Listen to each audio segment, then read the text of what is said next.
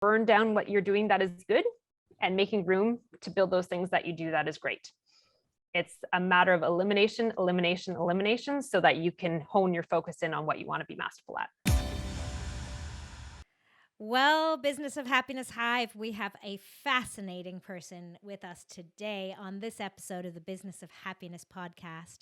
And her name is Angela Mulrooney. She's actually speaking to us on this episode from Nicaragua. So you're going to hear all those tropical birds in the background.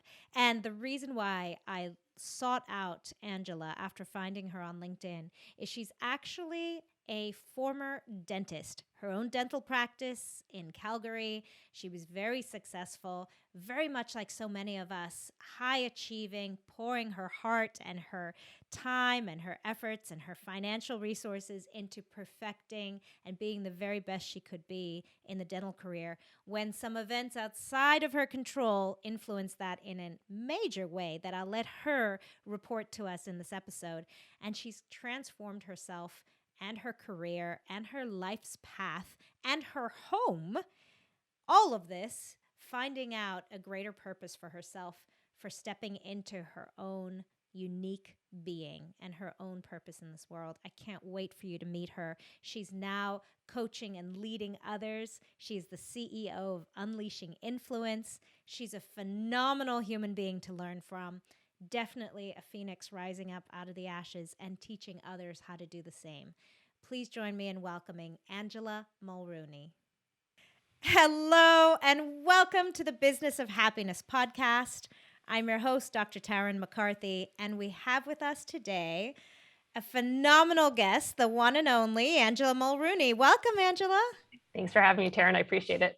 I'm so excited to have you. And for those of you who are listening to this podcast on audio, you'll hear some birds tweeting in the background. It's so beautiful. Angela's speaking to us from outdoors in Nicaragua, your new home. That is correct. Oh my gosh, that's so cool. Hopefully one will fly by and those of us watching on YouTube can see something. I know.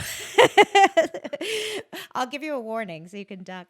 Angela, please share with my guests a little bit of who you are and how you got to where you are. Give us a story about the journey that you've been on and tell us a little bit about what you do now in terms of service to our community. Sure. So I used to be a clinical dentist and, I'd wanted to be a dentist since I was 2 years old. So this was like a big dream. Every day I got to go in and practice was playtime. And then I started specializing the practice that I bought. I bought this really broken down practice in the worst part of town, turned it into this high-end, high-tech practice that became referral-based.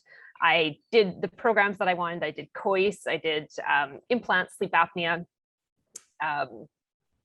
IV station as well. So I created this practice that catered to the phobic population, and that was able to bring me referrals.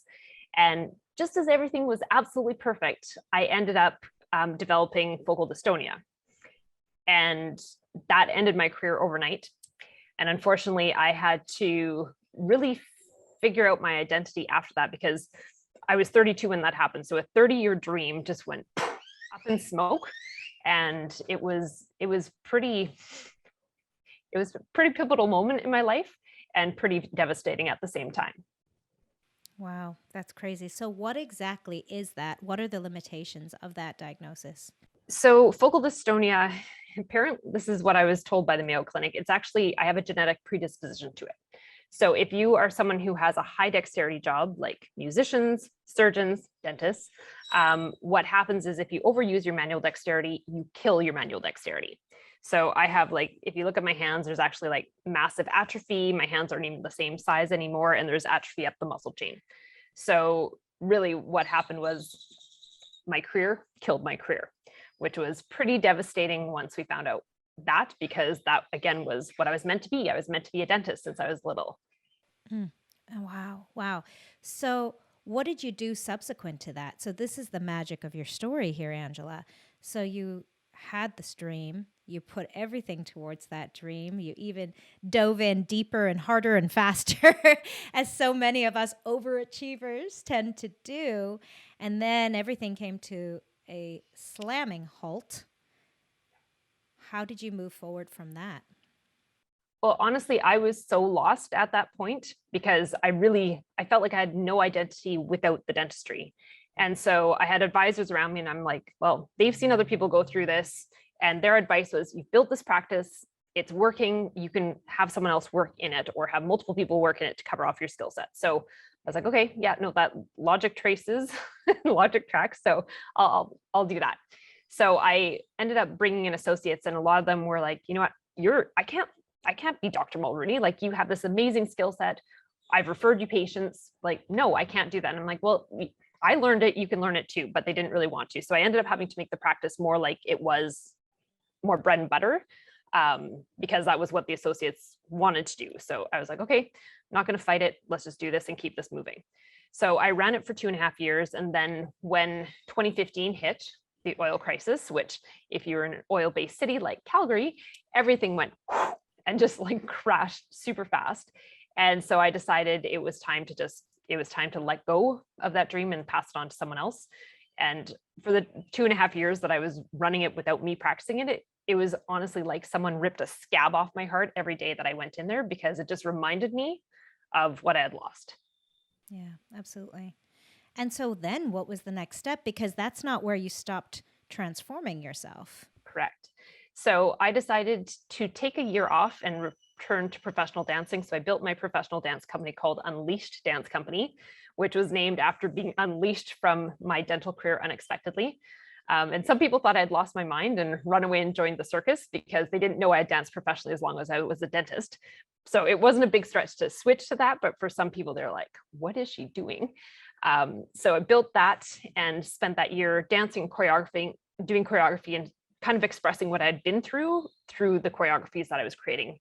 And that allowed me to really start putting together the pieces of what had happened, what I could do with it, because I'd invested so much in my education, right? Not only in school, but like after school, getting all those other programs. So I looked at it and I'm like, well, most people haven't been through a lawsuit. Most people haven't had an owner die halfway through a business deal. They haven't gone through global economic crisis. They haven't gone through losing their career. So I was like, I've been through a gamut of crap that other people could probably use to learn from so they don't have to go through that themselves. So I started crafting my business coaching program because I wanted to pass on that knowledge and do something with it because I was like, this can't have happened for naught. So I built Unleashing Dentistry's Potential and launched that in 2017. And to get that one notice, I took to LinkedIn and started talking about what I knew about building brands, about niching into your passion, about what I knew about the business of dentistry. And that was really an interesting journey because in a year, I went from 200 to 12,000 dental industry followers. And then people were like, where did you come from?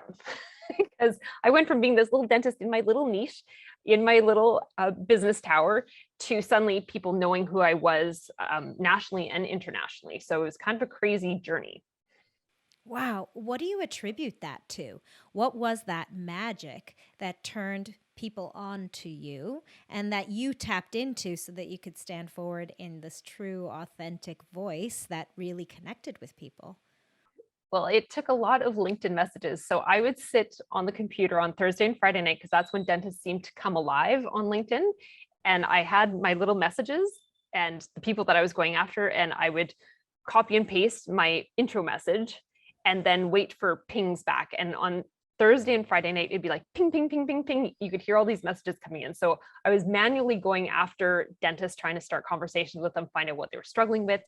And while that was happening during the day, I was creating content. And it was funny because when I first started creating content, it was like crickets. And what had happened was I was given this advice, terrible advice, that I needed to blend in before I stood out. And I have shaved side of my head. I usually have this crazy curly hair, which is just my natural hair. And I was told not to look that way. So I parted my hair to look more conservative. I wasn't my sassy self. I was very measured in what I was saying. And nobody was listening to me. And I was getting more and more uncomfortable. And so one day I was just like, screw it, I'm just going to be me and see what happens.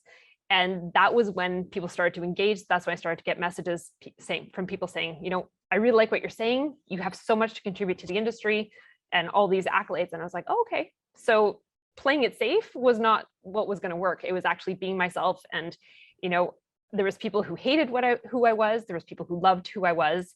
And I had to get very comfortable with the haters, and try to focus on the people who liked what I was doing and just lean into who I was, because it wasn't working doing it any other way. Okay, so tell us, how do you do that? How do you get comfortable with the haters? We all want to know, because I think this is one of those things in dentistry and in business in general. There will always be people who have their opinions, as the person who mentioned to you, forcing you to fit in. And also people who have this is what ruined your practice to begin with, were some haters sitting in fear themselves. So tell me, how do you get comfortable with the haters? That's what I work with people on every day. I just had a conversation with a really high up C-suite level person this morning in dentistry who was like, I don't know if I can deal with the haters. And I'm like, well, we're going to work on that, because what you have to realize is if you are being true to yourself, you are going to polarize your audience. If you try to walk that fine line like I was, trying to blend in before I stood out, and you're trying to be politically correct and you're trying to say the right thing in every situation that you're in, you're just going to be bland. You're not going to be remarkable. You are not going to attract the right people. You're going to have people kind of like you. And if people kind of like you, you're not doing things correctly. When you actually start polarizing your audience, that's when I feel like people are doing things right. Because if you're being true to yourself, you are not going to be everyone's favorite thing. You're going to have people who totally relate to you and love you. And you're going to have people who totally don't relate to you and hate you and probably follow you because it's like, well, they feel it's like watching a train wreck, because people like to watch things that make them uncomfortable, even if they don't like it. But you have to be okay with that and know that you're doing something right if you have polarized your audience. And you need to be serving the people who love you. You're going to have these people over here, but are you going to put a lot of attention on them? I don't think so. I'd rather put my attention on the people who are my people, who are my fan base, who are those ideal clients that, they're a good fit for me. I'm a good fit for them. Awesome. So what about those of us who are sitting on the side, my audience members who might be listening, and say, I was that person who took the advice to part my hair the other way and to hide my unique self. And I've been doing it for so long that I've forgotten who I am. And here you are telling me to step more into who I am and to create polarizing conversation. And where do I even fall? I think that so many of us, and I don't know if you agree with me, Angela, we get into decades of practice of assimilation that we lose sight of what actually is our unique self. And how do you guide your clients or business owners on tapping back into it when they've been doing the opposite for so long? Mm-hmm. Well, and that's where Unleashing Influence comes in, right? That's the company that I currently work on. I've divested those other two companies that we talked about, and Unleashing Influence is what I focus on. So many people they're so in their own way, right? They've been told you need to be a certain way, whether it's from their culture, it's from their family, it's the little gremlin on their shoulder telling them that as well. And so you need to start looking at things as from a point of service, right? You're not creating the content to be narcissistic. Some people are. And some people, that's just part of their archetype. They are, maybe in the hedonistic archetype. And so the look at me kind of thing works for them. But for most people, they're not there, right? They are wanting to serve. They're wanting to do a good job for their clients. They're wanting to add value to the world, share their knowledge with the world. And so when we can start stepping back and go, okay, this isn't about serving me. This is about serving my audience. And then they figure out why they're trying to do what they're doing. They understand what their story is. What is that puzzle piece inside them that they're trying to solve by helping to solve other people's problems? That's where we really start to have people go, oh, yeah, no, I can do this. And it does take training. No one's really good on camera. Maybe 1% are right off the bat. But most people actually need to practice. They need to get comfortable, because if you're used to having a conversation with someone on the other side of the camera, like what we're doing right now, pretty easy. But when you're sitting in a room by yourself talking to a camera, it feels contrived, it feels awkward, and you will get in your head and start thinking like, why am I doing this? Is anyone actually going to listen to this? Oh my gosh, this is ridiculous. I sound ridiculous. And so all these thoughts start to happen in people's minds, even people who've been speaking for 30 years. I've had clients come from the stage and they're like, I need to create content online and I can't do it by myself because I don't have my audience here to speak to. So it is a process of getting over what's going on in your head, shifting that mindset from thinking that you're doing something narcissistic to actually knowing that you're actually serving people. And once you can get through that and figure out what you're doing, that's when things really start to change. Wow. Wow. If you're listening to this podcast, chances are you didn't get into business to be miserable.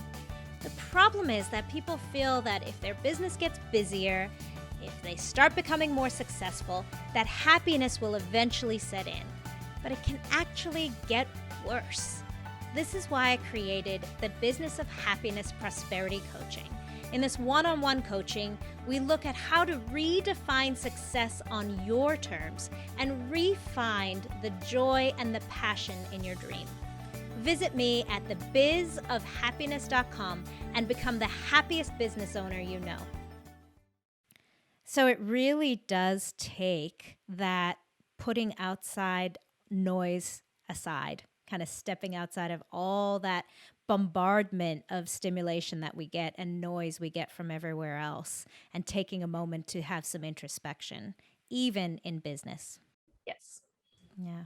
And how does this translate, as I'm sure it does, into your personal life as well? I mean, we have those same issues in personal life where we have the haters and the people who we actually can commiserate with and find space where we're speaking a common language. So have you found a similar journey for yourself personally?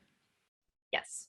I think what happens is when people are actually able to lean into who they are and they give themselves permission to do it, and not to sound woo-woo or anything like that, but really it's allowing you to be who you are and not be afraid to be who you are. It changes everything. It changes your sales conversations. It changes your relationships. It changes how you interact with your family. It changes how you show up on your content. And it really is about just being okay with who you are. And most people, let's be honest, have doubts about who they are. They're afraid they're going to be discovered for something that maybe they're less than at, or they've been doing a job that maybe they don't feel like they're really qualified to do. And so a lot of people fake it until they make it, or they're trying to hide something from their past. I have a lot of people with accents and they're like, I'm going to try and hide my accent on my content. And I'm like, your accent's going to come out. Maybe you have a glass of wine and suddenly you're speaking the way you normally speak. And people are going to be like, who is this person compared to what I've been seeing out there? And so, it sounds so easy to just be who you are. But that is the hardest thing that most people have to discover in their life, in their content, in their professional life, is actually being who they are and being okay with that and accepting that. And, people, once they hit their 40s, seem to be better at leaning into who they are. The younger generation has all these shoulds hitting them from all these different aspects. And so it can be hard to lean into that. But once you hit that point, it's a beautiful place because you're just like, take me or leave me, right? And if they don't like you, it's okay. If they do like you, it's great. Wow. Wow. Now, another aspect of this is really going through the journey and recognizing that when you do fail, that it's going to be okay. And that, sometimes our greatest gifts or insights are in the failures. And you speak so eloquently to this in your work that you do. But I'd love for you to share a little bit about that with my audience. Is you've already reflected on a couple of times where evidence was that you might have failed from, you might have told yourself that story, but just highlight for us a little bit about how you came to see failure as a strength. I'm going to tell you a little story that will help to solidify this, because this was something that I just went through recently. So when I moved to Nicaragua, I had the Unleashing Empire, right? So I still had the coaching company. I'd actually sold off the dance company by then, and I had Unleashing Influence. And Unleashing Influence was growing exponentially. And it was kind of like I was holding on for dear life as this thing took off. And once I got here, I moved to Paradise, and I was spending 100 hours a week attached to my computer, talking on Zoom to people. Like, I was exhausted and pulled in so many different directions. And I reached a point where I was like, something has to give. And it's probably going to be my health. if I don't make some decisions. And what I realized was that I hated what I had built. And that felt like failure. And, my life has been pretty public with social media and LinkedIn. So it felt like I was going to have to admit massive failure publicly, that I wanted to get rid of my business coaching company. I wanted to get rid of the agency part of Unleashing Influence. And what I realized, I spent a fair amount of time crying and, stressing over this, waking up with nightmares. And now looking back, I had to go through all that stuff. I had to go through those failures to figure out what I actually wanted to do with my life.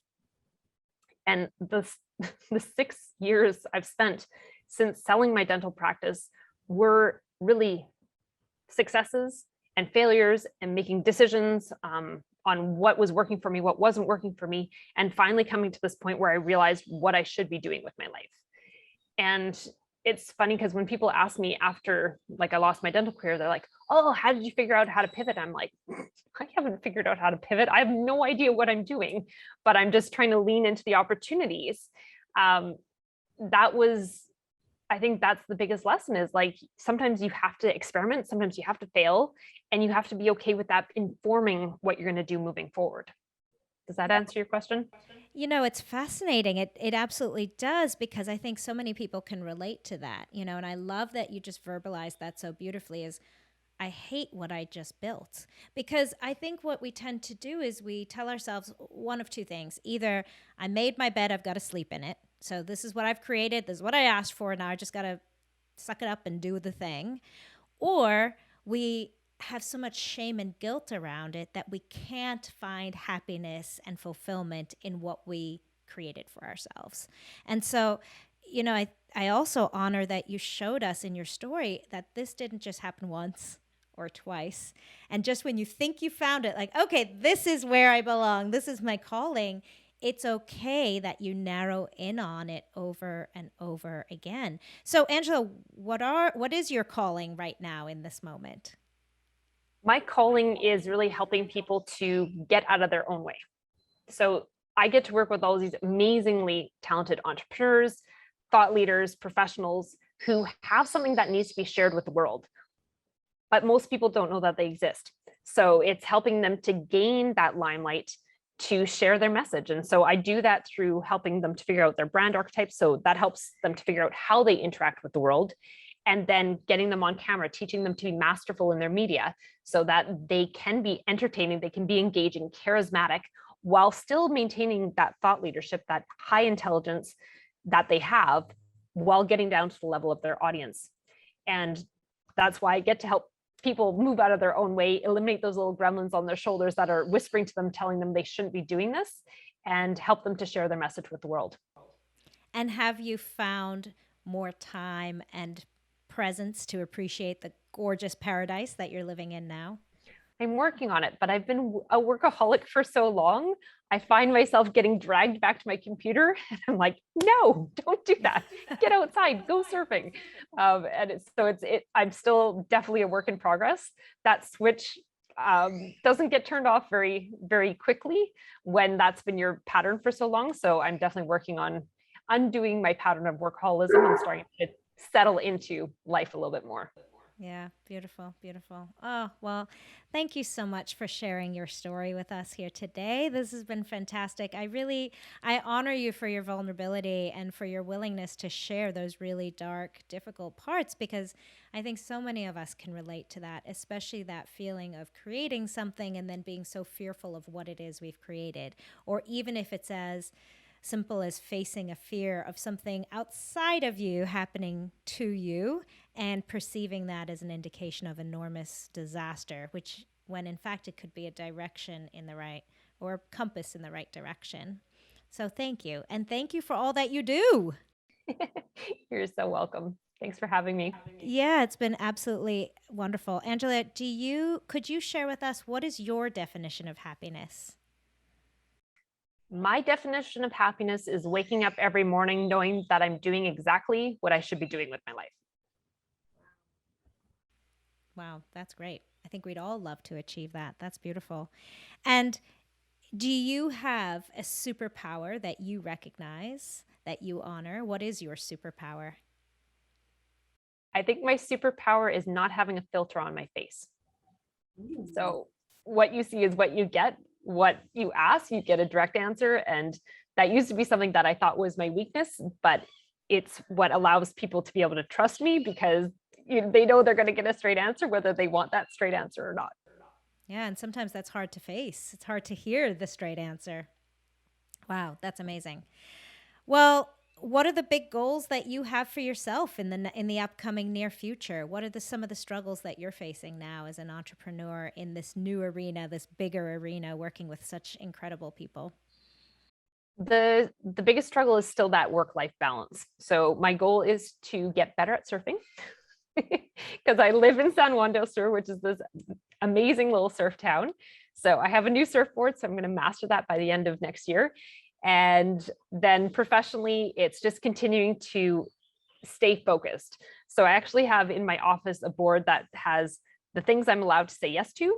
And then there's a column that is just blank. So if something doesn't fit into those three categories of yes, I'm not allowed to say yes to them. I have to pass them on to other collaborators. And that's just going to me. My goal this year is to just stay focused on what I should be doing in my world, in my professional life, and don't let myself get pulled off track because it's so easy to say yes and figure it out instead of saying no and staying focused on what I want to be masterful at. Very cool. Very cool. Well, thank you again, Angela. And thank you so much for sharing your story with us here on the Business of Happiness podcast. My pleasure, Tarryn. Thank you. And please, if anybody is looking to find out more about this incredible woman, we'll leave her contacts in the show notes for you. But for those of us who are listening to this as we're driving, how can people find you best, Angela? So you can check out my LinkedIn profile. That's where you'll see lots of awesome videos and tips and tricks that go out on a weekly basis. So just look up Angela Mulrooney. Or if you want to check out my website, it's unleashinginfluence.com. Wonderful. All right, Angela, leave us with one last word of inspiration. What would you say to those high achieving business owners out there who are feeling overwhelmed or fearful or like they're the victim of their circumstances? What would you give us as an inspirational message to get us through the holidays here? Make 2022 the year that you burn down what you're doing that is good and making room to build those things that you do that is great. It's a matter of elimination, elimination, elimination, so that you can hone your focus in on what you want to be masterful at. Wow. That's brave. That's wonderful. Thank you so much. You're welcome. And thank you to all of you for joining us today. And thank you for just thinking outside the box and being willing to look at life a little bit differently, to look at business a little bit differently. And until next time, remember, when you feel good, that's when you can do good. Bye-bye.